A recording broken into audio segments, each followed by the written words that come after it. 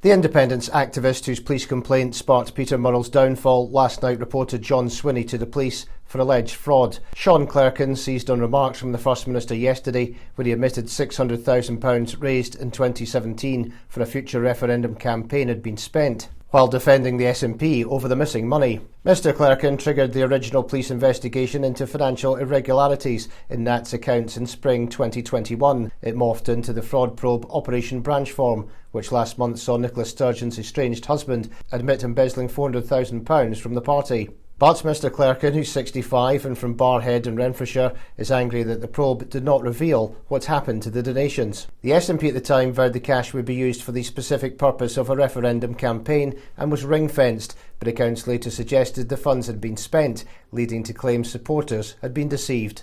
And yesterday Mr Clerkin visited Helen Street Police Station in Govan in Glasgow, demanding a fresh inquiry. What I've done this afternoon is I've went back into Police Scotland and asked for the reopening of the entire police investigation regarding the missing £666,000, because that was my original complaint. I'm now calling for John Swinney to resign as First Minister, because it's quite clear they've been covering this up for years, because back in the day, from 2017 onwards, right through to the 2020s, the SNP were saying at official level and at senior level the money was there.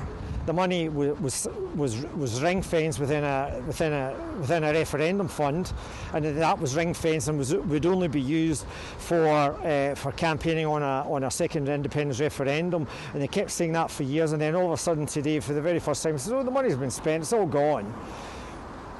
So absolutely astonished at how casually he was about saying this, and he should resign. He's got to go. Disgraced Murrell, who's 61, siphoned off funds from the SNP over 12 years from 2010 to 2022 while the party's chief executive. Critics have since called for police and the Crown to explain why fraud charges were not pursued. That money is part of the resources that are available within the Scottish National Party to support its independence objectives, and the SNP is the party of independence, and that's what we campaign for. We just campaigned for Scottish independence at the Scottish Parliament elections. There was £650,000, more than £650,000 raised in that. Are you saying that has all been used? Because it's certainly not there now. Well, I'm saying it's part of the ongoing activities of the Scottish National Party, and we're the party that campaigns for independence. And we've just fought an election campaign in which we had a very, very strong anchoring of our campaign for independence. So if that's not the use of the resources, then I'm not sure I understand what the resources are for. Yeah, because people were told that this was ring-fenced for fighting a referendum, and people don't feel like that's what it has been used for. I mean, there's some suggestions that some of the money was used to pay back the Weirs, for example. Could you say whether or not that was the case? Well, what's important is that the SNP's resources are used for the purposes for which they are intended, and that's exactly what I want to make sure is the case. For those people, not just SNP members, but there would be non-SNP members who donated to this, they want to see exactly how that money was used. Do they not deserve to know exactly how that money was used? And what I'm saying is that the SNP is a party of independence that uses its resources to support the arguments for independence.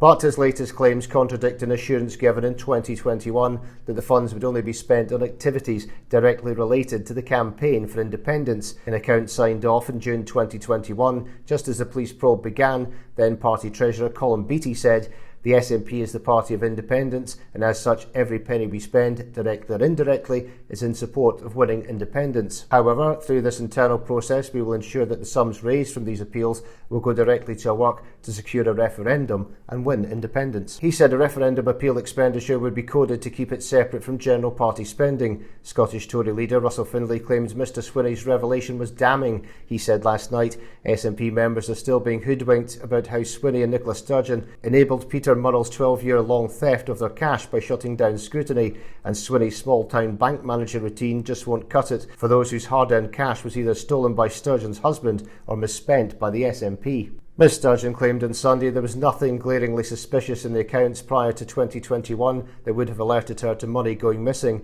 She told the BBC the issue was whether the £600,000 that had been raised to fund a second independence referendum had been used for election campaigning. And my comments were saying that the £600,000, although it didn't sit in a separate bank account, was there and realisable for a referendum campaign when it happened. And she denied accusations that the Nats had raised this money on false pretences.